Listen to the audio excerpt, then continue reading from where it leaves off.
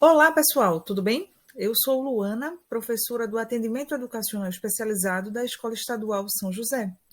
Hoje estou aqui para falar para vocês um pouquinho sobre a língua de sinais, a surdez e o surdo. Vamos lá? Começamos a refletir um pouco sobre a questão da audição.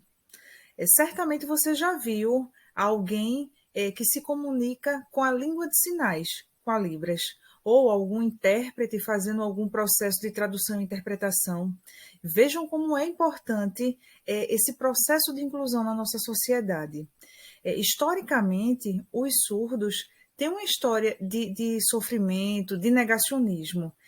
Graças a algumas políticas públicas, já temos avanços em relação a essa legislação e essa garantia de direitos. Mas antes, em sociedades, no período anterior na sociedade, os surdos sofriam, eram excluídos de determinadas atividades sociais. Isso causava muito sofrimento.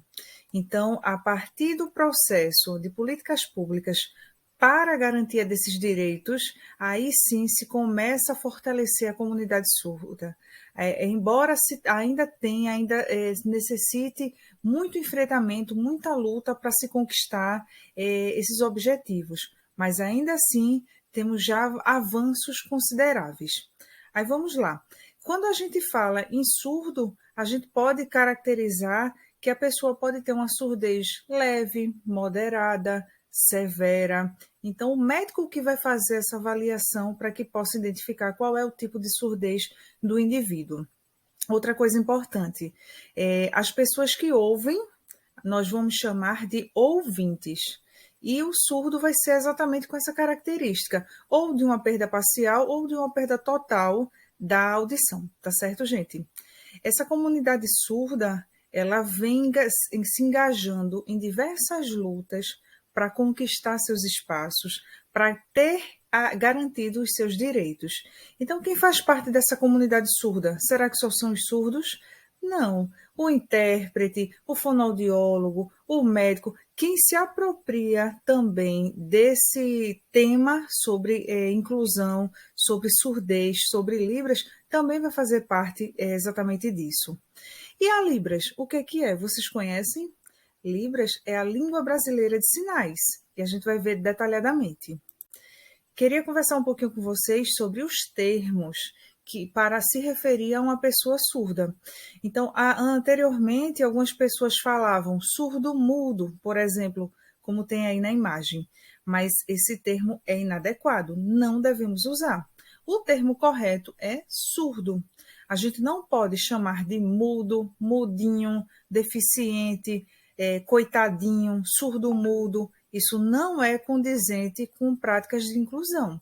Então, se a gente se propõe a ter atitudes que respeitem o próximo, então temos que aprender essa nomenclatura correta. Então, a gente pode se referir a essas pessoas como surdos, sem nenhum problema. Trago para vocês essa imagem, que é uma das grandes autoras que fala sobre a língua de sinais. E ela diz o seguinte, sobre esse envolvimento histórico e cultural da comunidade surda. E diz o seguinte: cultura surda é o jeito de o sujeito surdo entender o mundo e de modificá-lo, a fim de torná-lo acessível e habitável, ajustando-o com suas percepções visuais que contribuem para a definição das identidades surdas e das almas das comunidades surdas. Isto significa que abrange a língua, as ideias, as crenças, os costumes, os hábitos do povo surdo. Então já ultrapassa esse quesito de apenas um laudo médico de uma deficiência auditiva. Esse processo, essa idealização da cultura surda vai garantir esses direitos, vai garantir essas autonomias para que o surdo possa se desenvolver na área que ele desejar, tanto na educação, tanto na área profissional. Isso é bastante importante. Trago para vocês também uma lei que é importantíssima para a língua brasileira de sinais, que é a Lei 10.436, do ano de 2002. Vai ser a partir desta lei que é reconhecida a língua de sinais como a língua da das comunidades surdas. Então, isso vai ser um grande avanço, o reconhecimento oficial dessa língua. Isso vai facilitar o processo de comunicação nas escolas. Tanto é que vocês têm observado a presença, por exemplo, do intérprete de Libras em diversas áreas. Antigamente a gente não via muito isso em televisão, em lojas, bancos, mas hoje em dia, graças a essas políticas públicas, essas legislações atuais, então isso está garantindo essa relação do intérprete com o surdo para facilitar o entendimento. E aí, imagina você, vai em uma loja, encontra uma pessoa surda. E aí, como é que vai se comunicar? Então, olha a importância de aprender Libras. Então, é um convite até que eu faço para vocês aqui. Vamos aprender Libras. A gente é importantíssimo para a nossa comunicação, tá certo?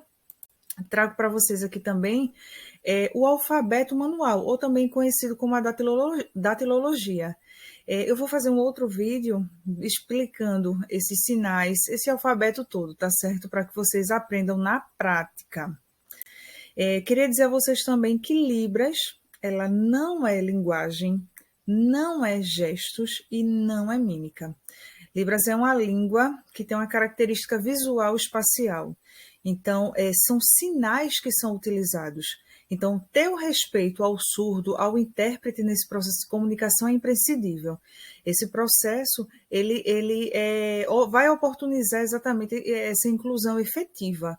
Então, quando vocês verem algum surdo ou algum processo de comunicação usando a Libras, valorizem. Isso é muito importante para que cada vez mais as pessoas se sintam inseridas nesse contexto de inclusão. Deixo aqui a última mensagem para vocês, o respeito às línguas de sinais e à cultura surda. Obrigada! Tchau, tchau!